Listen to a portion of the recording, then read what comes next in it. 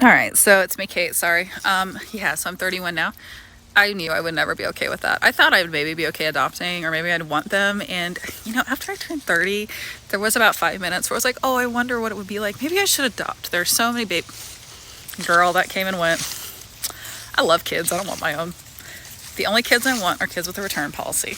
I will spoil everyone else's kids. I would love to marry someone with a bunch of siblings. It is not happening.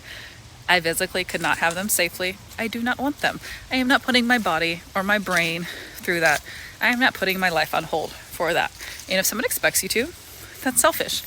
If someone wants kids that badly, you know what? They can go find someone else who does. There are plenty of people who would love to be full-time stay-at-home parents, or who, they have the infrastructure to have children, or they just want, both of them want kids and they'll find a way to work it out.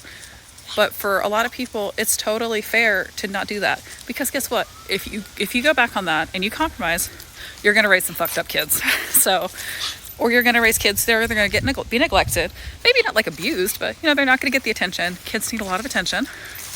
They're going to have issues. I mean, and I think everyone traumatizes their kids to a degree, usually unintentionally, but this is coming from someone who had a great childhood. And somebody's leg got stuck, so I'm gonna keep talking. Excuse the camera footage. Got my two babies that I'm babysitting. Both my 4 fluff balls and their big brother and big sister. But yeah, I mean, and some people, they do, I think, really change, and they're fine with that. Most people are playing themselves, and they're insecure, and they would have been better off single or marrying someone else who didn't want kids.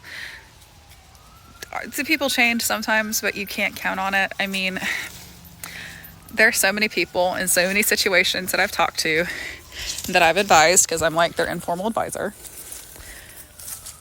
and they were upfront with their partner about whether it was kids or their work schedule.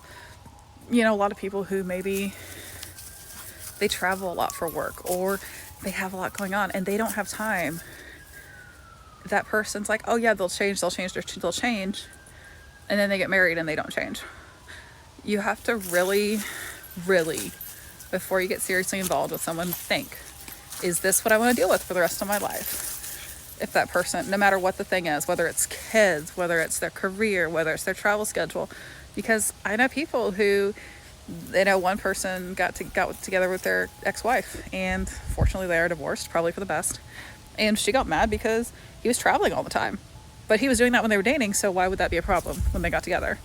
Just stuff like that. So yeah, just be observant and be honest with yourself and with them.